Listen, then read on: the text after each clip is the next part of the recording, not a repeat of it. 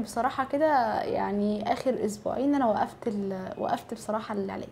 يعني كنت قرأت شوية على جوجل كده عن السيمبالتا. عرفت بقى إن هو بيتاخد يعني في الأمراض النفسية وعلاج اكتئاب، فبصراحة خفت إن أنا أكمل عليه فوقفته. طب وبقى بالنسبة لأدوية الجدول، أنا لما بزعل أو بتعصب شوية أو يحصل أي مشكلة ولو بسيطة أحس بآلام في كل جسمي تاني، ومش كاتب لي مسكن، يعني مفيش مسكن حتى أخده. طيب، كويس إنِّك قُلتِ الكلام ده.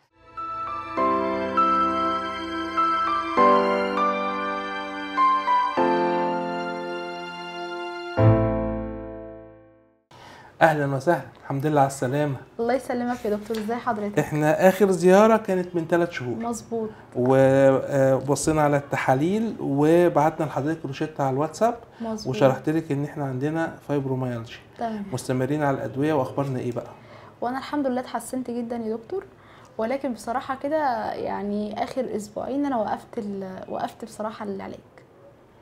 طب إيه السبب؟ يعني كنت قرأت شوية على جوجل كده عن السيمبالتا.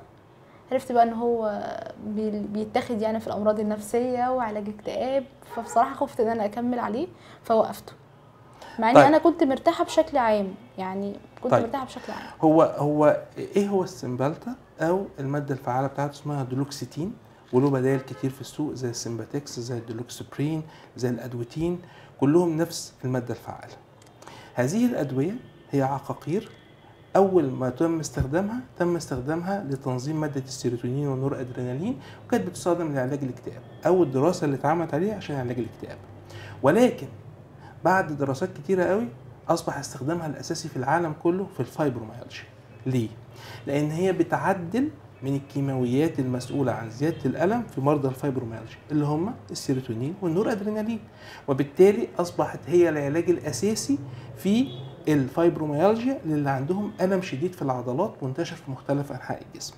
الجرعة بتاعته من 30 ل 60 مللي جرام، وزي ما بدأنا مع حضرتك ب 30 مللي جرام وكنا هنشوف الاستجابة إيه.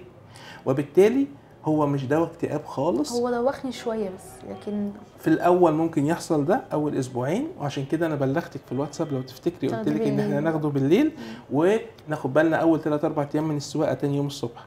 لكن هو العلاج الاساسي اللي هو ما بيتاخدش خالص للاكتئاب. مكتوب في الانسرت انه الاكتئاب بس هو الاستخدام الاساسي فيه للالام، وكمان بنستخدمه ساعات اللي عندهم عرق النسا، التهاب في الاعصاب الطرفيه، ده بقى استخدامه الاساسي. لكن ما بقناش نستخدمه خالص للاكتئاب.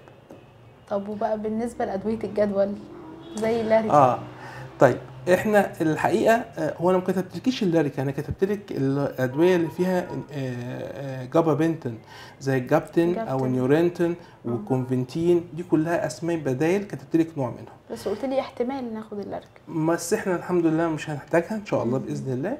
والادويه دي كلها برضو بتشتغل على ان هي تقلل دخول ماده معينه جوه الاعصاب، وبالتالي بتقلل الالم العصبي.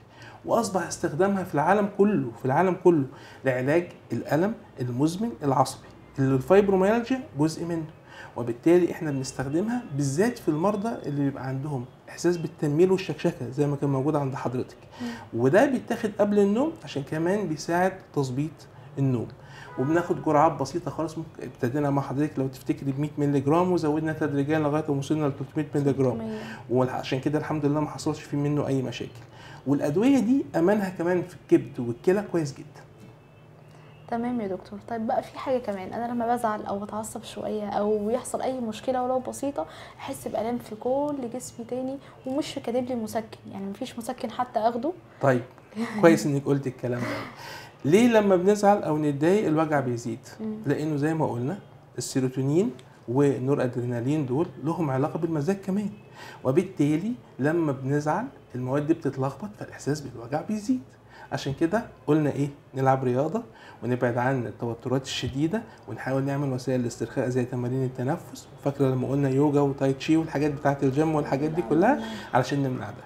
والدراسات كلها اثبتت ان المسكنات العاديه زي الفولتارين وزي الديكلوفيناك وزي الكتافلام وزي الحاجات دي لو سكنت الالم بتسكنه لنص ساعه او ساعه بالكتير وبترجع الالم تاني. ودي احيانا بنستخدمها احنا كاحد اركان التشخيص.